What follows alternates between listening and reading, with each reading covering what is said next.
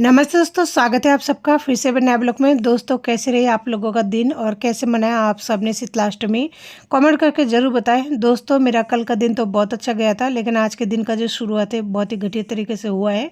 सारे दिन रोने में चला गया। मैं खुद भी नहीं चाहती हूँ रोऊँ, लेकिन मेरे साथ कुछ ना कुछ ऐसी बड़ी प्रॉब्लम हो जाती है जहाँ पर मुझे तोड़ कर छोड़ देते हैं। आज का जो सारे दिन था बहुत ही खतरनाक वाला कह सकते हैं। दोस्तों, यहाँ पे बच्चों का ब्रेकफास्ट वगैरह हो गया था और ब्रेकफास्ट में आज मैंने बनाई थी सूजी दूध के साथ में।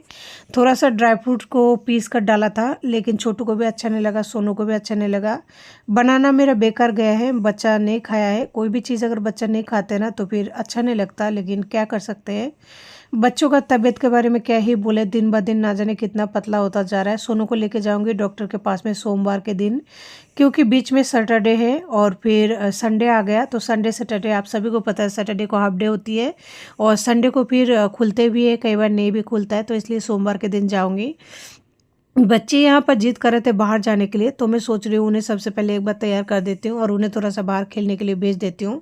मेरे मूड चाहे जैसा भी हो, मैं बच्चों की केयर करने की कोशिश तो करती हूँ, लेकिन कई बार जो है नाकाम हो जाती हूँ। क्योंकि अगर इतना ज़्यादा मेंटली प्रेशर होगा ना, तो कोई भी इंसान प्रॉपर तरीके से बच्चे का ख्याल शायद नहीं रख पाते होंगे।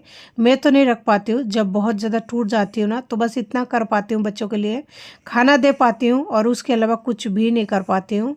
और मेरे दिमाग में इतना भयंकर टेंशन भर दी गई है ना, या तो मैं खुद को कुछ कर लूँ या फिर क्या करूँ नहीं समझ पाती हूँ।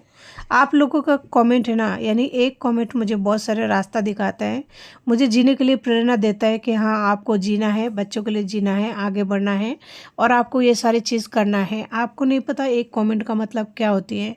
सिर्फ मेरे लिए नहीं, जितने भी यूट्यूबर है, सारे यूट्यूबर्स के लिए एक कमेंट का मतलब बहुत बड़ी बात होती है। एक सपोर्ट होती है, मेंटली सपोर्ट होती है। भले वो डिजिटल ऑनलाइन हो, लेकिन बहुत बड़ी सपोर्ट होती है। यहाँ पे आई थी वो आंटी जी देने के लिए, बोली कि प्रसाद ले लो। मैंने कहा नहीं, क्योंकि आजकल मैंने बाहर का चीज़ें लेना बिल्कुल ही छोड़ दिया है। जब से मेरी एक सब्सक्राइबर ने, यानी कि यूट्यूब फैमिली ने बोला है आपको किसी ने काला जादू टोना किया है, उसके बाद में से मैं दूसरे का चीज़ें लेना छोड़ दिया है। मैंने एक चीज़ नोटिस की है, लोग हमेशा मुझे थोड़ा बहुत चीज़ें, ज़्यादा नहीं, प्रसाद के नाम पर। सोनू जब बीमार हुआ था ना, उसके पहले यही वाली औरत आई थी और मेरे को थोड़ा सा मिठाई देके गई थी। मिठाई बच्चों के हाथ में दिया था, क्योंकि मैं अगर बाथरूम वगैरह में होती हूँ ना, तो सबसे पहले सोनू आता है गेट खोलने के लिए। तो सोनू जैसे गेट खोलता है तो उसको दिया था एक मिठाई। तो उस मिठाई को मैंने दोनों बच्चों को बांट दिया था। मुझे नहीं पता था दूसरे से स्वीट्स लेनी चाहिए कि नहीं लेनी चाहिए। मेरी सास तो नहीं लेने देती थी, लेकिन मैं इन चीज़ों को मानती नहीं थी। लेकिन जब मेरे बच्चा हॉस्पिटल में एडमिट हुआ ना, तो मेरे कई सारे यूट्यूब फैमिली ने मुझे बोला कि आप पर कुछ किया गया है, नहीं तो किसी इंसान पर इतने ज़्यादा विपदा क्यों आता है। देखो, मैं मानती तो नहीं हूँ, लेकिन हर चीज़ को मानकर भी चलना चाहिए, क्योंकि ये दुनिया उतनी अच्छी नहीं है जितनी अच्छी दिखती है। जब खुद का बाप ही जल्लद बना बैठा है, तो फिर दूसरे से तो उम्मीद करना आजकल मैंने छोड़ दिया है। इतना बुरा नहीं लगता अगर कोई मुझे कुछ कहता है तो, जितना कि मुझे पहले लगता था। तो यही मैं कहना चाहूँगी कि आजकल कहने का मतलब ये है कि मैंने सब कुछ लेना छोड़ दिया किसी से। अभी ये आंटी जी आई थी, मेरे को बोली थोड़ा सा प्रसाद है तू ले ले।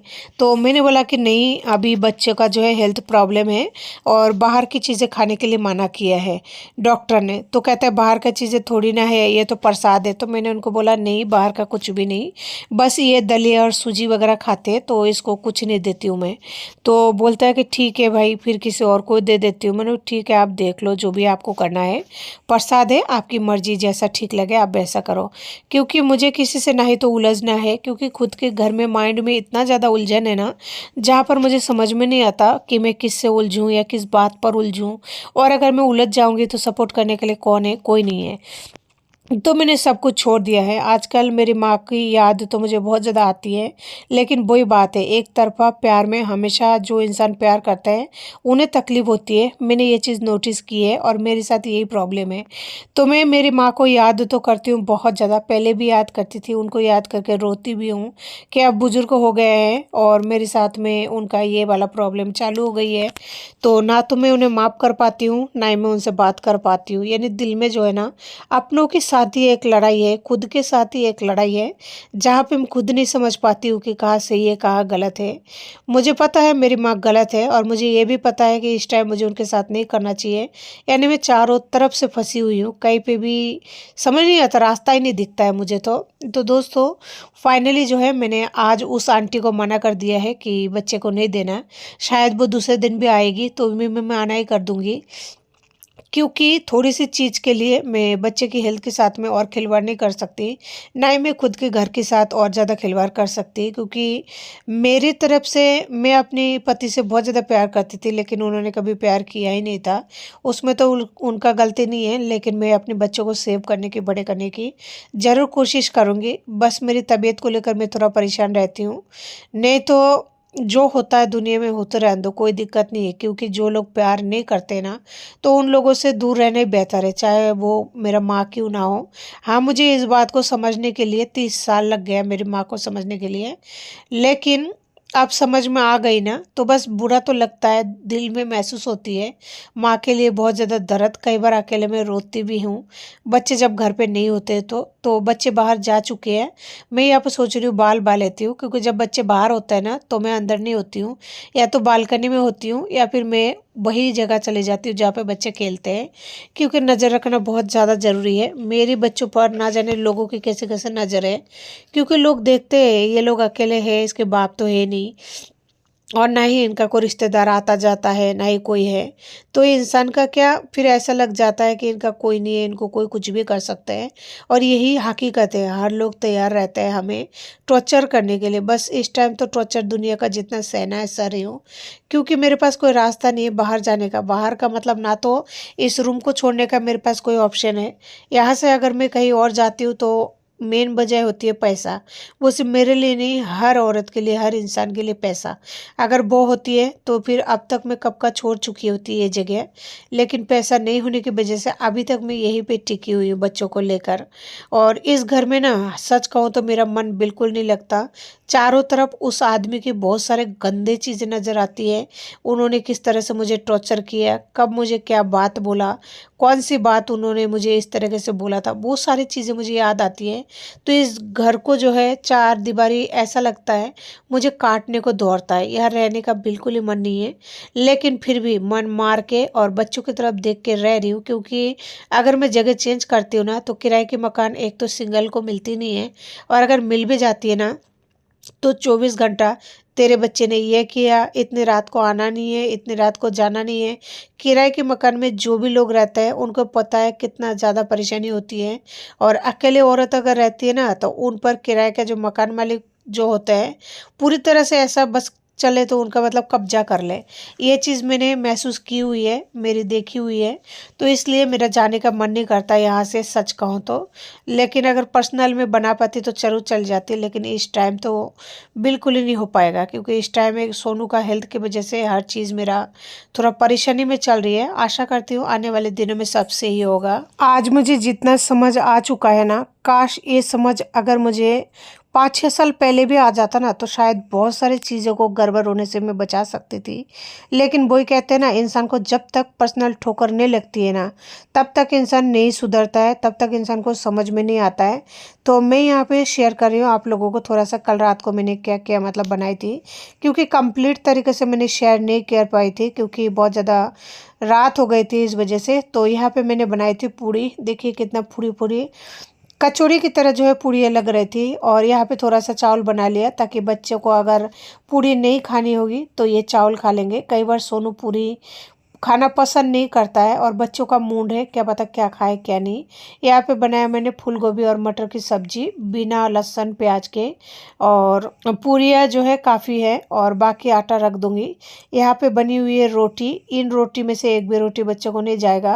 रोटी 2 बनी हुई है माता के लिए, यानी शीतला माता के लिए, और एक रोटी गाय का, एक रोटी कुत्ता का। थोड़ा सा मैंने हलवा बनाया था लेकिन वो ज़्यादा बन गया। ये बन गई है राबड़ी, बाजरे का आटे का राबड़ी बना दिया मैंने। वैसे दोस्तों स्वागत है आप सबका फिर से नए ब्लॉग में। तो दोस्तों कैसे हो, उम्मीद करते हो सभी अच्छे होंगे। मैं ठीक ठाक हूँ। सुबह सुबह का टाइम है, मैं हमेशा लेट हो जाती हूँ, तो फाइनली आज भी लेट हूँ। सुबह के 8 बज रही है, बस नहा धो लिया, अब कुछ भी नहीं करूँगी, बस सूट डाल लिया क्योंकि जा रही हूँ बाहर। शीतला अष्टमी है, जैसे आप सभी को पता है पूरे देश में मनाया जाएगा, तो मैं भी तैयार हो चुकी हूँ। हर बार जो है मैं बिना नहाए जाती हूँ, क्योंकि यही मैंने मेरे ससुराल में देखा है। ऐसे कहते 6 बजे से पहले जाना चाहिए, और जो बसेड़ा है तो मतलब उसमें जाते हैं, नहाते नहीं है। मैंने खुद अपनी नंदों को देखा है, वो इस तरह से पूजा करते हैं, लेकिन मैं इस बार फर्स्ट टाइम नहा के जा रही हूँ, क्योंकि जयपुर के लोग नहा के जाते हैं। तो दिखाती हूँ मैं आपको क्या क्या लिए मैंने। तो सबसे पहले मैंने यहाँ पे चढ़ाने के लिए ले लिया है पानी, जो कि कॉमन है, आप सभी को पता है। और यहाँ पे रोटी, चावल, ये है राबड़ी और दही। चावल मैंने पहली बार लिए। चावल मेरे ससुराल में चढ़ाते नहीं है, लेकिन यहाँ के लोग चढ़ाते हैं, इसलिए मैंने ले लिया। कोई दिक्कत नहीं, जो करते हैं सभी वो मैं कर लूँगी, थोड़ा बहुत क्या दिक्कत है। बाकी राबड़ी ले लिया, जो मेरे ससुराल में चढ़ाते हैं। मेन चीज़ छाछ, ये राबड़ी, रोटी और ये दही। तो यानी कि पूजा का थाली तो कंप्लीट हुआ है, लेकिन फिर भी अनकम्प्लीट है, क्योंकि मैंने एक तो दीपक नहीं लिया है और रोली और चावल नहीं लिया है। मेरे पास दीपक फिलहाल है नहीं, और जो बत्ती वगैरह था वो चूहे ने कर दिया है, तो दीपक नहीं हो पाएगा इस टाइम। आज ऐसे जाऊंगी। और यहाँ पे छोटू उठ चुका है मेरे साथ में। ये लोग कभी मेरे साथ नहीं छोड़ता है, ये छोटू खास करके। चलेगा तू? हाँ। तो सबसे पहले चढ़ा के आती हूँ माता को, उसके बाद में आके घर का काम कर लूँगी। सोनू को छोड़ के जा रही हूँ, क्योंकि वो घर पे रहेगा, नहीं तो थोड़ा मतलब पैदल चलेगा ना तो वैसे थक जाएगा, परेशान हो जाएगा, इसलिए उसे मैं छोड़ के जा रही हूँ घर पे।